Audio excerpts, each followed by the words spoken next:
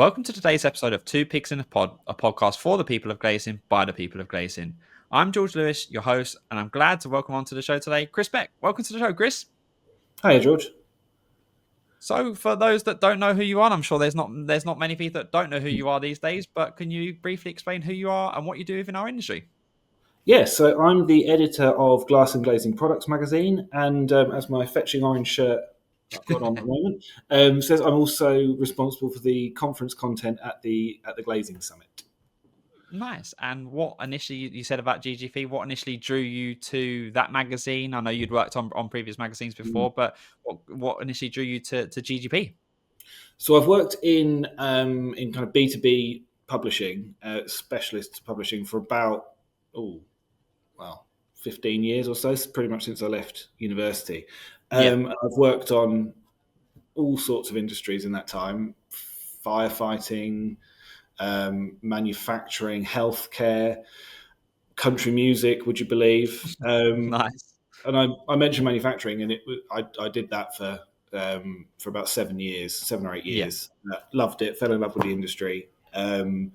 Just enjoyed watching things being made and the kind of practical side of things. And I think the glazing sector has quite a lot of overlap. Obviously, there's the kind of manufacturing and fabrication side, but also down to kind of installation. That's very hands-on, practical, like manufacturing was. So it's an industry I really resonated with, and I've really enjoyed learning more and more about it in the 18 months or so since I've taken over on the magazine. Nice. Did you know anything about the glazing sector? Obviously, you knew sort of parts of it through the manufacturing process, Yeah. but did you know anything about the sector as a whole? Not as much as probably I should have done. I know that I can spot a window and a door from the street. I know what a window is, but no, I've been, like I say, it's been a bit of a learning curve in terms of all the parts of the supply chain and everything else. But I've probably been most surprised by the kind of innovation and the technology that goes into making and fitting a window. All the not just kind of smart technology stuff that you've got now, but even the kind of more basic hardware is pretty incredible. And you wouldn't necessarily know it just walking down the road and looking at the houses on your street. Yeah, exactly. I mean, you see a window and a door, like you said, every day, and you wouldn't expect, the sort of the engineering and you said, like you said, the innovation that goes into it. Yeah, exactly. Yeah. And obviously, you said that you've done editing for other magazines within sort of manufacturing and beyond. How has that role you felt changed over the years that you've been in and now into working with GGP? So I think for us as magazine editors and the publishing companies, we've got to make sure that we get our content, whatever it is, to the right people in the way that they want it. We can't, we don't want to be sending people a magazine if they'd rather watch podcasts, for example. So we've got a big research team who deal with all that, but it's meant I've had to change how I, look at things. And obviously, writing something for a printed magazine isn't the same as for a website or anything like that. And I'd say probably since COVID, the shift has really sped up between people wanting what used to be a hard copy of the magazine landing on their desk every month to kind of more digital stuff, whether it's things like webinars and podcasts or just looking at a story on the website and stuff. Different industries are changing at different rates as well. Manufacturing was probably a bit further ahead than the glazing sector is, but the glazing sector's catching up, and it's really starting to embrace technology in the last year or so, I'd say. I mean, look at us. We're recording on. Exactly. Yeah. And have you enjoyed? Have you enjoyed sort of learning new things, learning how to do things differently? With the times, has it been exciting to sort of adapt your role and growing the role as an editor? Absolutely, I think I've always got a passion for. I always get a bit of a kick out of producing a magazine every month, which probably sounds a bit strange to people who don't do this job. But there is something about starting at the beginning of the month with blank pages essentially and filling them over a few weeks and trying to find good stories and interesting angles that would resonate with the reader. That said, I do enjoy doing stuff like this, also stuff like the Glazing Summit, standing up on stage at events and putting putting conference content together. I think that's an important skill for people, for editors and people in publishing to have nowadays. Yeah, and before we move on to speaking about the Glazing Summit, what are sort of the themes that you're seeing in the magazine that you're sort of hearing from your readers that they want to hear about? What are the sort of things that keep cropping up? Yeah, so I think there's obviously a lot around competency and compliance with regulations and stuff like that. Obviously the kind of Grenfell, the fallout from Grenfell has accelerated a lot of that, and I think people are increasingly aware of it.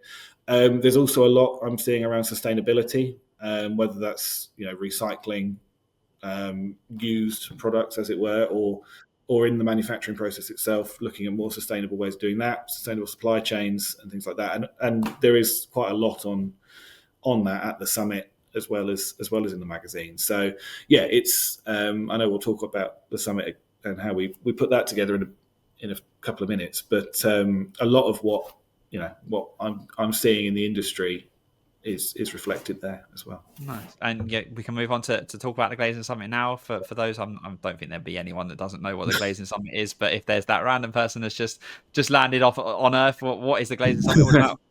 So basically, it's a 1-day conference and a sort of mini exhibition area for people who run businesses, business leaders across the fenestration sector, all across the supply chain. We get over 300 delegates and a kind of conference program of pretty high level, world class speakers. Okay. And what makes the Glazing Summit so unique in our industry? Obviously, you've got strong exhibitions like the Fit Show and stuff. But what is the reason for people coming to Glazing Summit? So I think the fact that it is so focused, it's a 1-day event. We cover a hell of a lot. We're going to again cover the agenda in a minute, but the breadth of the content that we have, we've got to try and pack so much into 8 hours or something over the course of the day.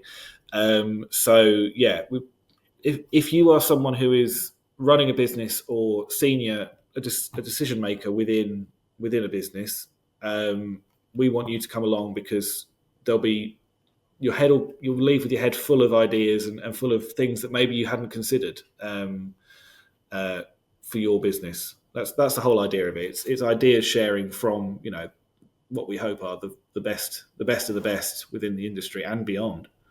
Nice. And this is your second Glazing Summit, right? Of leading it. What's been your sort of memorable moment from last year, and even maybe creating this year's agenda?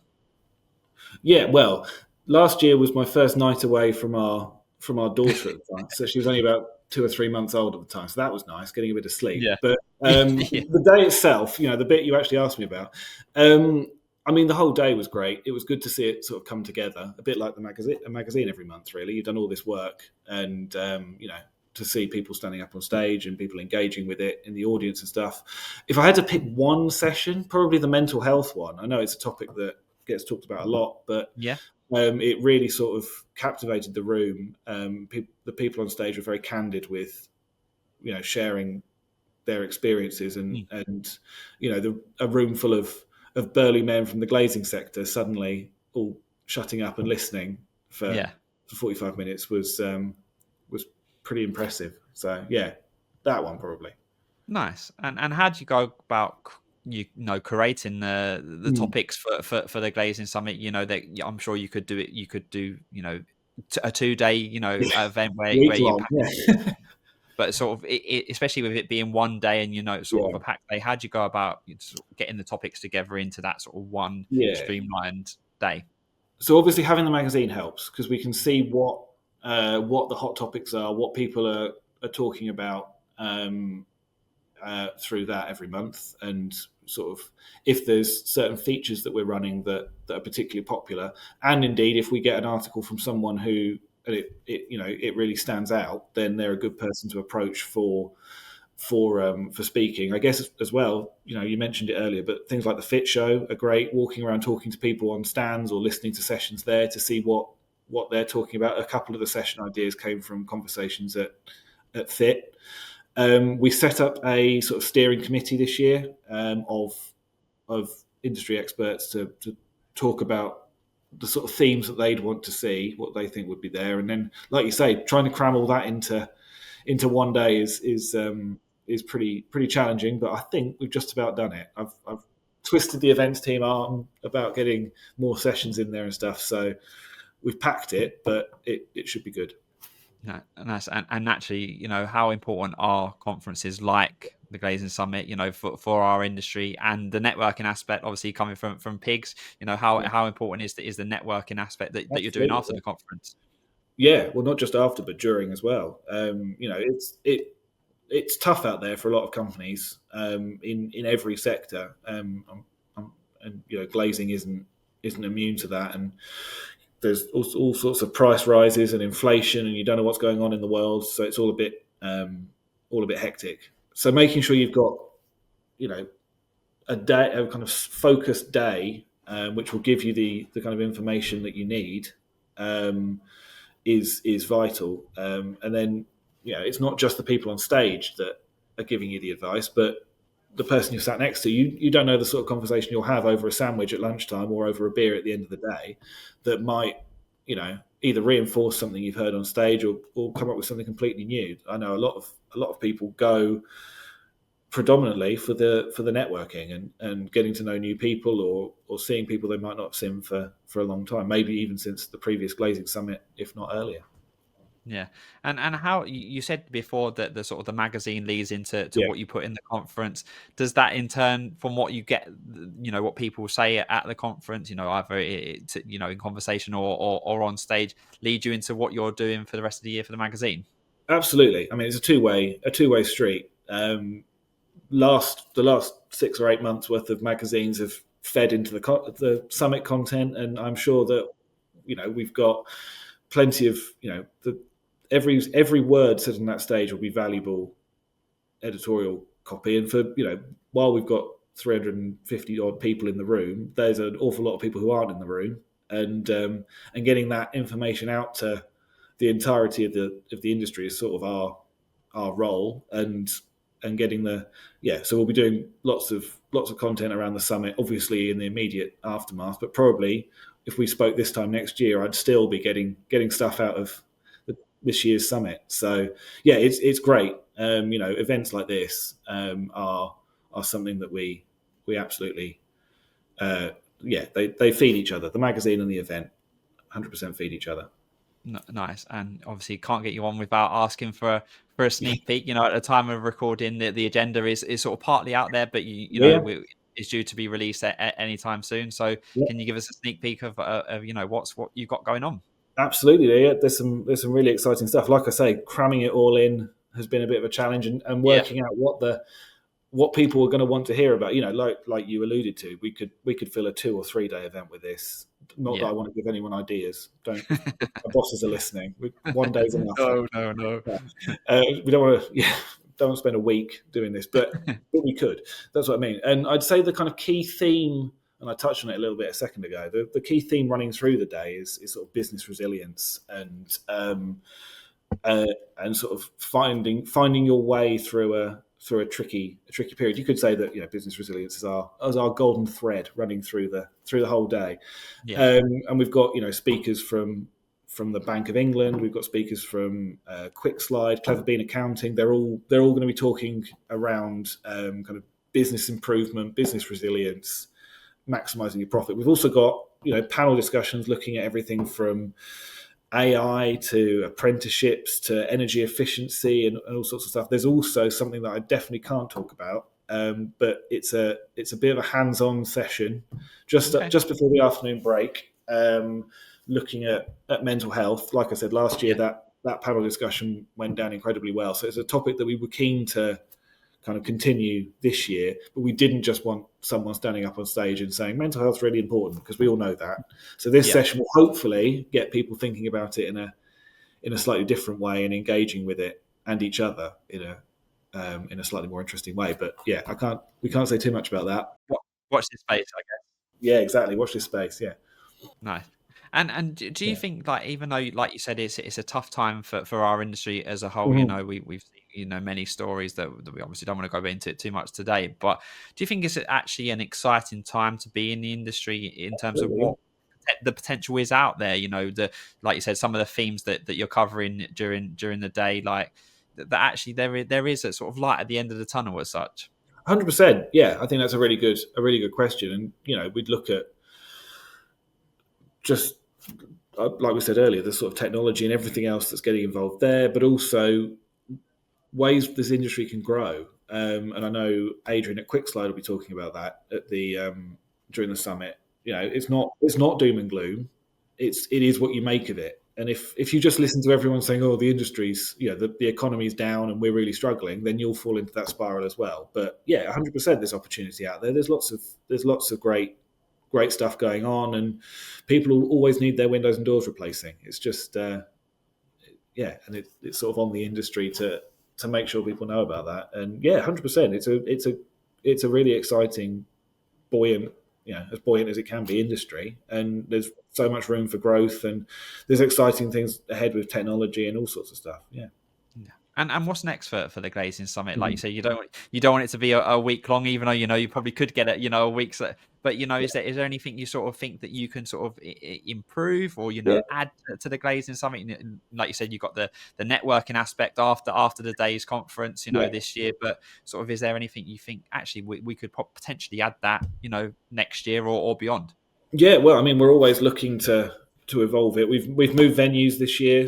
Yeah, We've done a few years at Edgbaston Stadium, and now we're at Coventry Building Society Arena in Coventry, obviously.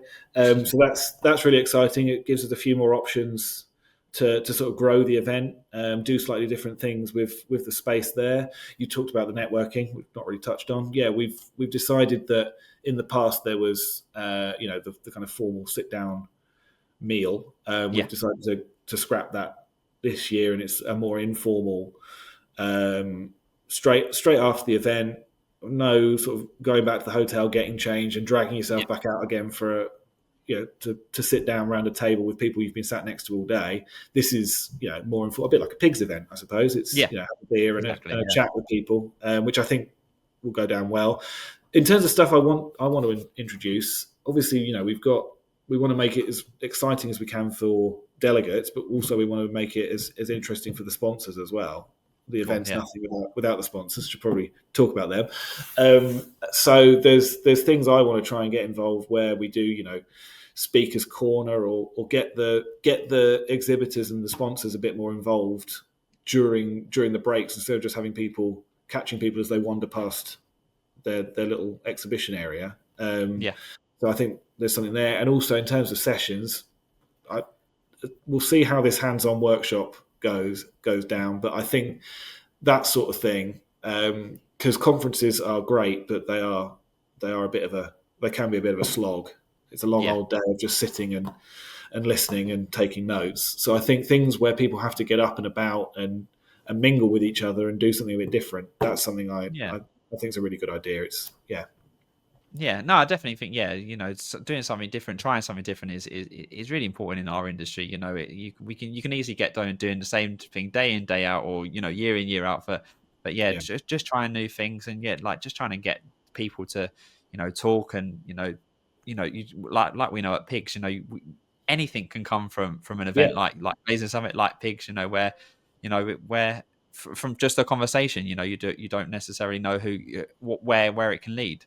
Yeah, it's crazy. We've all had conversations like that where you just happen to be stood at the bar or just in a corner checking your emails and stood next to someone, and before you know it, you're talking to them for half an hour, and something really exciting comes of it. So yeah, that's what we're trying to foster. It's not just a day of learning; it's a day of networking and getting to know new people. No, and to be like the last question of the main part is for someone that's never been to the Glazing Summit, or Yeah. sort of on the fence to come this year. What can you say to get them over the line and up to Coventry? Yeah. So if you're someone who's worried about what the future has in store, or just curious about what the future has in store for the industry, you might be worried about your skills crisis, or meeting net zero targets, or all sorts, or you're one of these people who says no, the industry's doing really well, and you want to go and listen to people saying exactly that. Then this is the event for you. We've spoken about the networking as well. It's a brilliant way of meeting like-minded people. Chances are you'll know quite a few of the people in the room, but it's a good way of making new contacts, people who are in a similar position within a company and within the industry as you are, and who, everyone in that room will have a share. They've all chosen to be at that event, so everyone will have a kind of business focused and quite grown up, if you like, mindset. So they'll, if that's the sort of person that you want to be or you are, and you want your business to be associated with that, then 100% you've got to come along. Nice. And lastly, obviously, when is it? For people that don't know the date, but when is it for everyone on listening? So it is the 9th of October at the Coventry Building Society Arena. I can't say formally known as the Rico, but it's formally known as the Rico. That's probably what people know about it. Yeah, 9th of October, all day. Starts at 8:30 and runs till 7:30, 8 o'clock in the evening. So yeah, it's a good day out, but it's definitely worth it. Nice. And I'm guessing tickets are available on the website. Tickets are available on the website, glazingsummit.co.uk. Yeah, full agenda on there as well. All sorts of other stuff. So yeah, if you just look over at the tickets, but book quickly because we are limited on space this year. Yeah. Perfect. Well, thank you very much, Chris. We're going to move on to our quick fire question round now, which if you've seen other episodes, it's very, one word, one sentence answers, and the first thing that comes to your head. So as we always start off with, do you prefer talking over email or by phone? Phone. I guess this is with an 11-month-old, but are you a morning person or a night owl? Morning. Neither. Yeah. Morning, definitely. Yeah. Right. What's your go-to comfort food? Oh, good question. A big chicken and leek pie. Nice. What's your favourite thing to do outside of work? Changing nappies. No. Is that favourite? It's my main thing outside of work at the moment. Probably traveling. Yeah, we like going on holiday a lot. Yeah. Nice. What would be one word to describe your work style? Ooh. Are you a straight down, very, sort of doing stuff, very plan of action, or you sort of freestyle it a bit, or a bit both? Probably a bit of both. I'd say I'm chaotically organised. It's 2 words. Nice. I know. Nice. I like that. What's your most used emoji when talking about work? A thumbs up, probably, when talking about work. Yeah. Nice. Or a window emoji. Yeah, good. Nice and relevant. Yeah. And talking about, obviously, going back to GGP and Glazing Summit, do you find the deadlines for print deadlines motivating or stressful? Are you one that likes a deadline, or does it stress you out when it gets close? Most months it's fine. Yeah, I enjoy it. I enjoy the sort of getting everything. Like I said earlier, getting everything done it feels good. Yeah. Nice. Perfect. Well, thanks very much, Chris. Yeah. For our last part of the podcast, we like to get our guests to give a shout out. It can be to anyone in the industry, out the industry, friends, family. So yeah, whoever you want to do, fire away. So yeah, anyone who's speaking, anyone who's sponsoring it, anyone who's involved in it. Obviously, the wider GGP and Glazing Summit teams. Probably also main shout out is my wife and my daughter. Nice. My wife's going back to work next week after 11 or so months off with looking after the kid. I'm also having all of July off. We're doing shared parental leave, so I've got all of July off to try and carry on her good work of looking after an 11-month-old. But yeah, I'm sure come August I'll be desperate to come back and keep talking about the summit. But for now, I'm looking forward to having that break and spending a bit of time with her. So yeah, no, shout out to my wife for doing such a great job with our kid for the last 11 months or so. Nice, perfect. Well, thanks so much, Chris, for joining us on Two Pigs in Pod today. Yeah, it's great to hear about your career and the Glazing Summit. It's an important part of the sort of the glazing sector calendar. So yeah, good luck for having time off with your daughter, and good luck for Glazing Summit. And I'm sure I'll see you there. Yeah, perfect. Yeah, thank you. Enjoyed it. Thanks for the chat. So that's it for today. So I hope you can join us for another episode soon. You can find this episode on our YouTube channel at People in Glazing Society, and also available to download on Spotify, Amazon Music, and Apple Podcasts. And you can also find this on our website, www.peopleinglazing.co.uk. Thanks again to Chris for joining us, and see you again soon.